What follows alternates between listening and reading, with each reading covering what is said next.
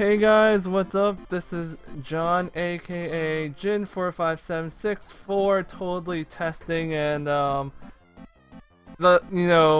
if you've been here since the beginning, I've always just tried new things and just rolled with the punches with this channel. That's why the whole channel is called Totally Testing. So I learned that I can actually stream through with the Retron 3 with the Elgato.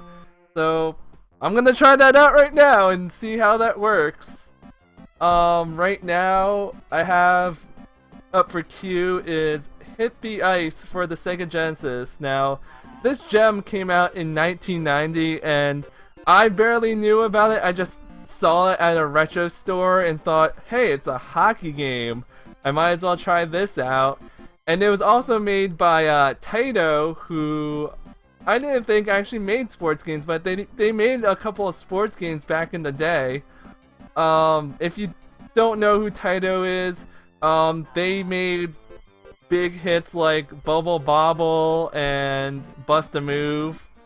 Those are the only two that I actually remember. They made a bunch of other games during the 90s for like SNES, NES, Genesis, stuff like that. You can Wikipedia if you're really interested.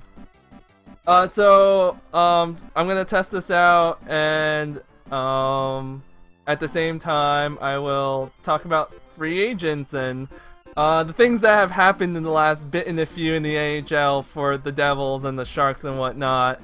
It's been pretty interesting, so we can talk about that. But let's go through this whole screen of stuff first. So you have a couple of teams to pick, obviously not sanctioned by the NHL, so you don't get any of those NHL type teams, but you have what I assume are the Red Wings, maybe the Toronto Maple Leafs. I couldn't tell you.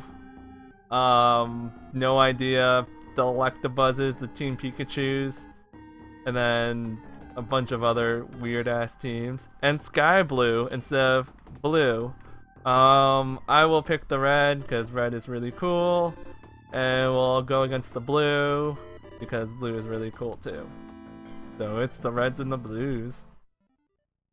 So I only played this game a couple of times, so I'm kind of rusty on what things do what. I know there's like special attacks and stuff, but we'll hopefully find that out.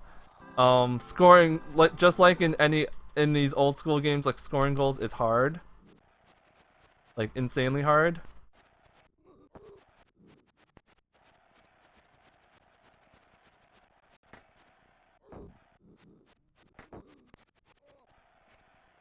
Like, I don't know what I'm really doing most of the time. So if you want to, when you take shots on net and like hit guys and stuff, you go and build up a super meter where you can take a super shot and generally you'll score. Like when your dude flashes, that's when you know you have enough for a super shot. Oh, I remember playing this the first time when I bought it. It's just like I have no idea how to do this. I had to go onto GameFAQs. But we'll figure it out hopefully. Anyway, before we go into free agent day, let's take a trip back maybe a day or so before and talk about the few trades that a certain couple of teams made. So first off, you have the Devils making a blockbuster type deal with the Edmonton Oilers for Taylor Hall, who is a bona fide stud in the NHL, just kind of stuck in the Edmonton Oilers system. Not a really hasn't scored 30 goals yet, so he's kind of underachieved, I guess you can say. Not really talked about a lot, as opposed to maybe like Patrick Kane or Jonathan Toews or Sidney Crosby or Alex Ovechkin. So he's been kind of on a downslope, I guess you could say, but he doesn't complain. He just does what he does. And I guess Edmonton was like, we can't handle this anymore. So they traded him to New Jersey for I wouldn't say it's New Jersey's best defender, but New Jersey's New Jersey's future, I guess, in defense in Adam Larson. Um, I kind of felt really bad at first, but I think I felt bad because Adam Larson's a cool dude. Like he's a really cool off the ice kind of dude. If you like follow his Twitter or anything like that, he just like posts some ridiculous stuff. So I think that's what I'm gonna miss is that the ridiculous stuff that like he does off the ice. On the ice though, if we just judge him by that, like he's a good defender. Maybe has the little bit of the Andy Green factor in him, as in Andy Green makes all defenders better. See Mark Fane, see Damon Severson, and see Adam Larson. But are you fucking kidding me, goaltender? Really? Really? But I think he had a rough start, to say the least, in his career. But he was 18. He came into the NHL 18. Of course, you're gonna have your growing pains, but he was improving little by little, and it was getting better. It was hard for him to get better offensively because he would always get bad defensive zone starts and whatnot. So he was more used as a defenseman kind of person. And I think Oiler fans are pissed off because, first of all, I don't think people think that Adam Larson's a good player. Like, he doesn't give you the numbers, and I understand if Edmonton fans are pissed off because he doesn't give you the numbers, but I mean, it's not all about the numbers. Like, the Oilers drafted in a way that, you know, you have high offense and your defense doesn't matter, and look where it brought them. It brought them to shit. So if you look beyond the numbers, then I think they'll grow to like Art Larson. But as a Devils fan, I guess I can see how they can get fleeced for Taylor Hall. Like, if it was for somebody else, maybe Ryan Nugent-Hopkins or a Nail Yakupov or something like that, like maybe they wouldn't feel so bad. But it was for Taylor Hall, and Taylor Hall is pissed, man. Like, this must have came from left field. For him, because in his interview he said that he felt like he was a little bit backstabbed, like he was backstabbed by the organization in a way, and you know, he never demanded a trade or anything. He just played his game and did what he could. So to him, he thinks that Edmonton has kind of like thought that he sucks. So now he's kind of motivated to play better, and you know, if New Jersey's getting that Taylor Hall, then fuck it, man. It's gonna be awesome. And also, Taylor Hall used to play with Adam Henrique in Windsor, so there's a little bit of connection there. And I would imagine that they would put him on line one with Henrique and insert winger here to start the season at least. So for that trade, that was awesome. And then minutes later, you get another trade. This time it's PK Subban getting traded to Nashville in exchange for Shea Weber. Again, straight up. No draft picks, no nothing being exchanged, just Shea Weber and PK Subban. Now, there have been rumors, I don't know if they're true or not, that PK Subban has had quote-unquote behavioral problems in Montreal. There have been also rumors that the quote-unquote behavioral problems were just him giving away money to charity and not going through the Canadiens organization, which is kind of preposterous, I guess, but I guess it's possible. I mean, I don't know what the fuck to make of Montreal. So they traded him out for Shea Weber, who is a good defenseman, but his contract is really shitty, and he is older than PK Subban, so it's kind of rough. I think Nashville won that trade. PK Subban's great guy. He's a good defender. I think he's gonna find. It's gonna be weird at first, but I think he's gonna find his way to love Nashville. And the same thing with Shea Weber. It's gonna be weird at first because he was the heart and soul of Nashville. He was the captain, and now he's gonna be. He's probably not gonna be the captain in Montreal, not for a while at least. But he's gonna be this guy that has to produce in Montreal. And I think at the end of the day that the team didn't get better. Montreal did not get better.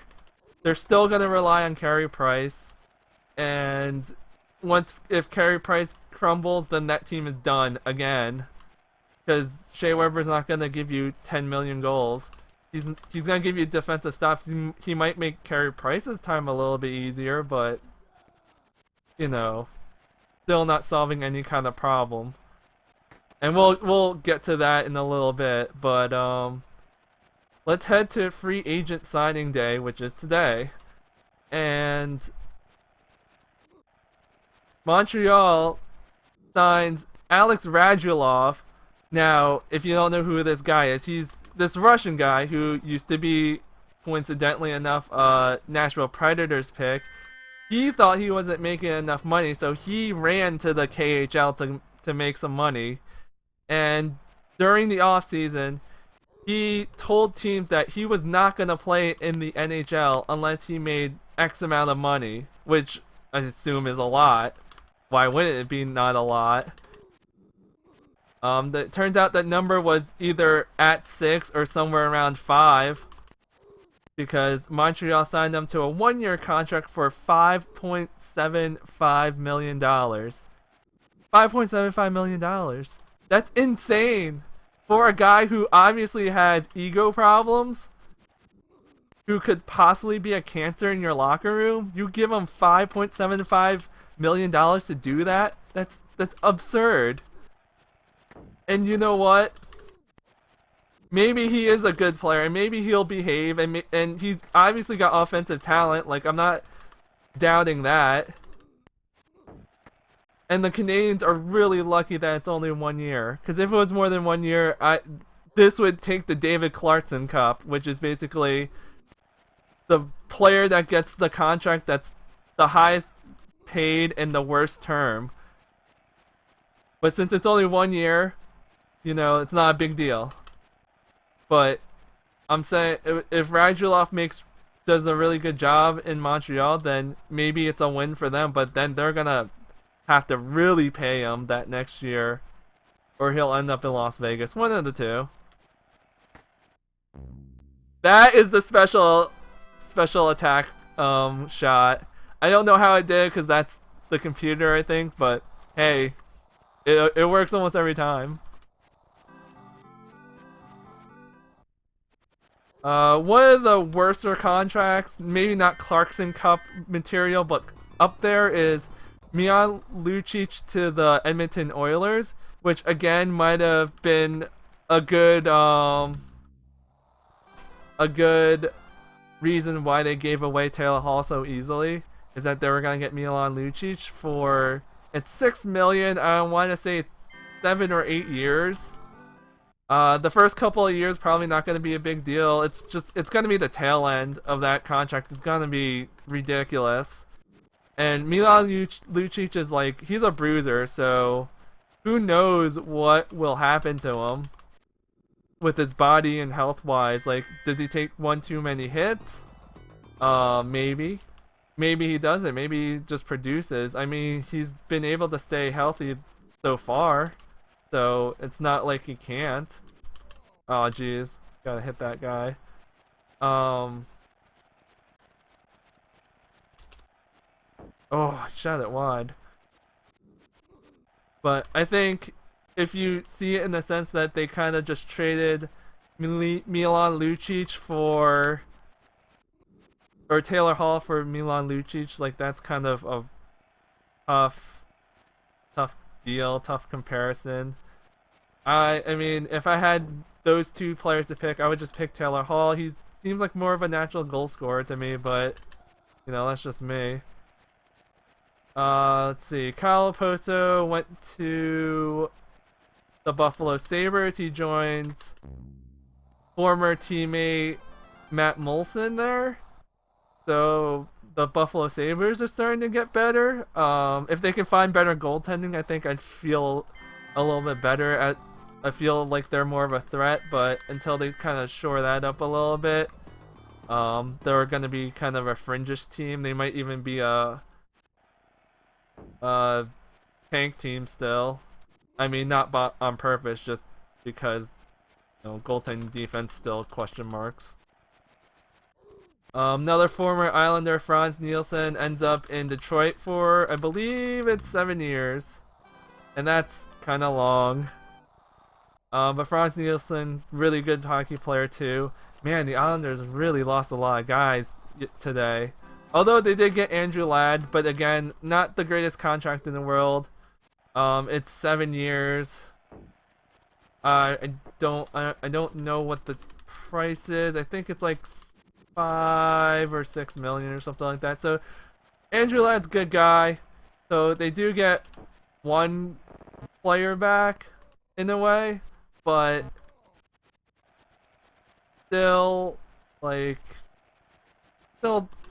still in trouble a little bit. I think New Jersey and the Islanders might be in the same level, although depending on how much you like goaltending, you might want to give the nod to Corey Schneider and the Devils. I think I'm about to win this one. Yeah, I'm about to win this one. Yay! I just let my computer do all the special shots. It's all good. Look at that, 65 shots to 52. That's freaking crazy. Oh my god, it's only the second. Holy shit. I was hoping it was the end because, you know, I'm winning by 1 and leads change really quickly. Ah, no, get out of here. So I think those are pretty much the big ridiculous ones. I don't think anything else is really the worst. I mean, it's borderlining on worst on some of them, but not totally. Like James Reimer got signed 5 years, 18 million, I believe, to be a backup goaltender. 5 years for a backup goaltender is kind of weird. But I guess people are saying that Roberto Luongo is getting older, so maybe it's a contingency plan or something like that. I don't know. I'm not buying it, but it's Florida's money to spend, so who am I to say anything? David Schlemko signed with the San Jose Sharks, so I get to root for David Schlemko still, so that's cool. He deserved the raise from 625,000 to, I believe it's like 2.1. What the fuck kind of goal is that? It's like 2.4 million a year for 4 years. I'm not sure if you want Schlemko for 4 years, but you know, the guy deserved it, so why the hell not? Also former New Jersey Devil Lee Stepniak, he got 2 years in Carolina, so he might actually stay for a year, but I don't know what we're gonna do for trade deadline day without the proverbial Lee Stepniak trade. It might still happen, who are we kidding?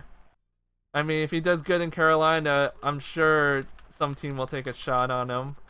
They always do. And that makes Carolina makes Lee Stepniak's 10th NHL team.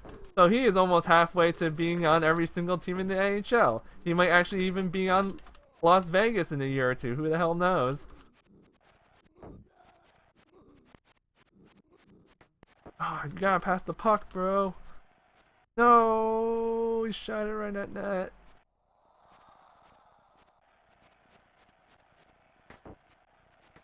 Oh, jeez. Lame.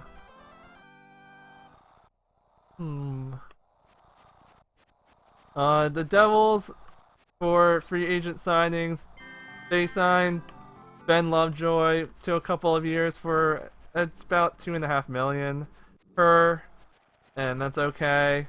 I mean, you need a right-handed defenseman after losing Adam Larson, so it is what it is. I think he's a competent defender, so it's all right. The guys that they didn't qualify during the qualifying process for RFAs, Devontae Smith-Pelly, John Merrill, and who is the other guy? Devontae Smith-Pelly, John Merrill. Oh, Bo Bennett. They all got new deals. Oh, really took a good slap shot to him too. What a waste. Most of them for 2 years. Bo Ben's the only one that got one in less than $1 million. John Merrill's is some crazy whack number. It's like 1.13 or something like that for 2 years. And then Devontae Smith-Pelly is about 1.25, I believe.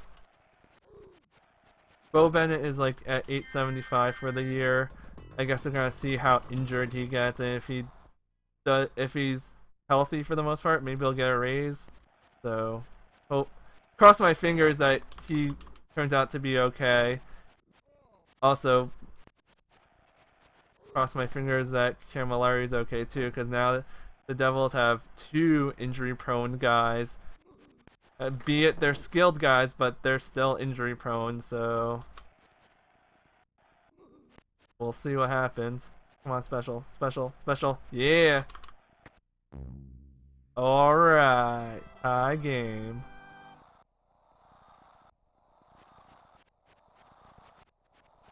I hope that New Jersey signs maybe one more defenseman, just as a, insurance policy.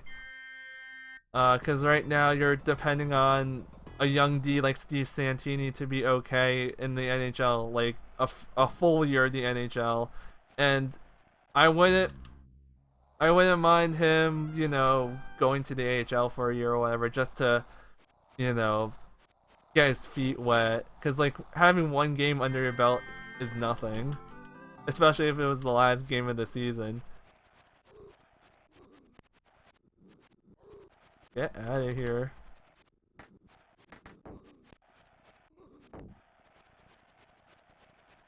Passing it to this guy so you can get a special. Come on, come on, come on. Oh, lame. No, no, get out of here.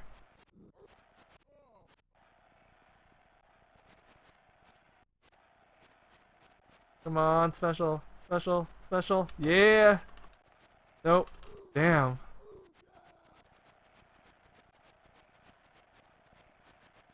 Oh boy. Wow, that like totally messed them up. I don't know what I'm supposed to be doing.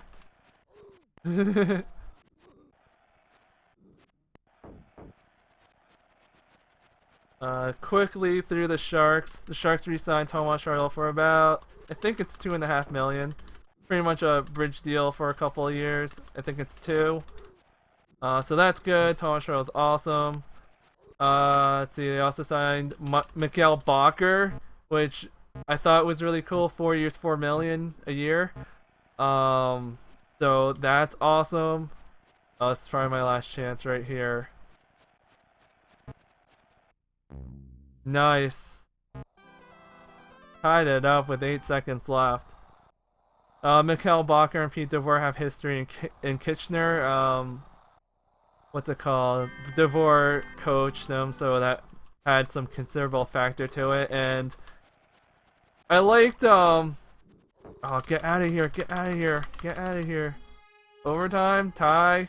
What are we doing? Oh, the draw. Oh, look at that, they're beating the crap out of each other. But to finish my thought, Mikhail Bakker, he said that he was offered way more money from other teams, and he decided to go to San Jose because he wanted to win the Stanley Cup, and he believed that that team has a chance to get back to the finals, which is really cool. It's kind of encouraging to hear. See, anything else? think that's it. I'm surprised Anaheim didn't make any like trades or anything. I heard Cam Fowler was on the block. Maybe he's still on the block, so who knows? Tampa Bay re-signed Steven Stamkos, which made a lot of Leaf fans very sad and started to burn their Stamkos jerseys. Actually, Steve Yzerman did a really good job. He extended Victor Hedman, so he doesn't have to worry about that. Signed a bunch of other guys to contracts, so all he has to do is figure out the last RFAs that he's got, which is Nemestikov, Kucherov, and Killhorn, and one more that escapes me, but he should be all good once he gets those done. And then you can worry about next year, because then you have Palat, Tyler Johnson, and a bunch of other guys going. New Jersey has not officially re-signed Kyle Palmieri yet, but there's still time. And as Lou Lamoriello says, when you have time, you can totally use it. So I'm not worried. Devils fans shouldn't be worried. He's gonna be on the roster regardless. It just depends on how long and that wonderful stuff. So that's about it. This is really short stream. Everything seemed to work out okay, hopefully. Thank you guys for watching this quick stream, even though it's really short or whatever. So now that I know that I can do retro streaming, we can do more retro games. So more options over the summer. So quick channel notes. Still working on Gundam Breaker 3. That's probably not gonna be until next week, possibly. I was gonna stream something else other than Hit the Ice. I was gonna stream a PS3 game, but I don't have component cables for PS3, so I gotta wait until those come in the mail. And then I got something cool for you guys for Totally a Noob. And I think that's it. Maybe a 4th of July stream or a weekend stream of something cool. I'll just have to take a look at my library and see something obscure or something weird. But yeah, that's about it. Thank you guys for watching. My name is John, aka Jim4576, for Totally Testing, and man, it's 11 o'clock in the East, so if you're in the East Coast, have a good night. Peace!